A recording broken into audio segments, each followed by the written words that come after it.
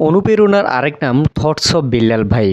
আমি বলার আগে এই কথা কিন্তু কেউ বলে নাই, অথচ সেই বিল্লাল ভাই যাকে আমরা অনুপ্রেরণা ভাবতাম, যাকে নিয়ে আমরা অনুপ্রেরণার স্বপ্ন দেখতাম, যার মতো আমরা ভাবতাম যে এই মানুষটাকে দেখে আমরা হয়তোবা সফল হতে পারবো, ঠিক এই অনুপ্রেরণাটাকে পুঁজি করে সে একটি বই বের করেছে। আপনারা দেখেছেন, হৃদয় ভাঙার গর্জন।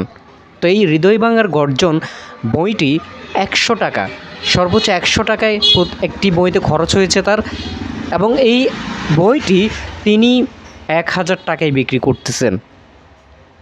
এখন তার কাছে আমার প্রশ্ন, এই যে আপনাকে দেখে হাজার হাজার কন্টেন্ট ক্রিয়েটর তৈরি হয়েছে বাংলাদেশে, হাজার হাজার কন্টেন্ট ক্রিয়েটর, এরা আপনার কাছ থেকে কী শিখবে? আপনি এই যে তাদের যে দুর্বলতাটাকে কাজে লাগিয়ে এই যে একটা বিজনেস শুরু করেছেন, এটা কি আপনি কি ঠিক করেছেন? আপনার কাছে কি শিখবে মানুষ? আচ্ছা, আপনার কাছে আমার আরেকটা প্রশ্ন, এই যে আপনি যে বইটি বের করেছেন, এই বইটির দাম কেন 1000 টাকা? আপনার কাছে আমার প্রশ্ন, এই বইটি যে আপনি বিক্রি করতেছেন, এই বইটিতে এমন কি আছে, কি থাকার কারণে বইটির দাম আপনি 1000 টাকা নিয়েছেন? 1000 টাকায় আপনি বইগুলো বিক্রি করতেছেন। আপনি কি আমাদের বাংলাদেশের যে লেখকরা ছিলেন, যে কবিরা ছিলেন, তাদেরকে ছোট করছেন না?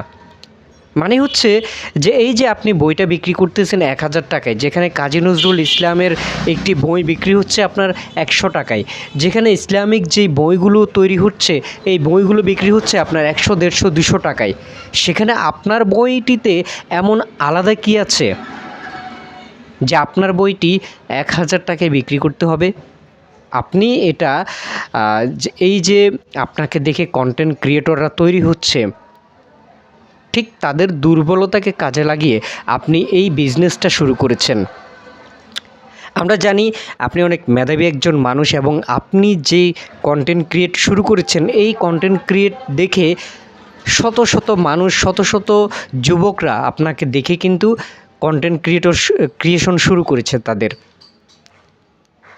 তা আমি সবশেষে এটাই বলবো যে এই যে প্রতারণাটা বাদ দিন, মানুষের যে সরলতার সুযোগটা নিচ্ছেন, এটা বাদ দিন।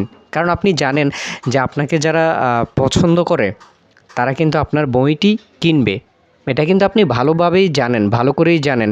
যারা আপনাকে দেখে কন্টেন্ট ক্রিয়েশন শুরু করেছে, তারা কিন্তু আপনার বইগুলো কিনবে, এবং এটাই হচ্ছে এই দুর্বলতাটাকে পুঁজি করে কিন্তু আপনি এই বিজনেসটা চালু করেছেন। আপনার ভিতরে যে মেধা আছে, সেই মেধাটাকে আপনি কাজে লাগান, ভালো কিছু করুন। কেন এই পথটি বেছে নিচ্ছেন? আপনার কি আয় হচ্ছে না? ইনকাম কি আপনার হচ্ছে না?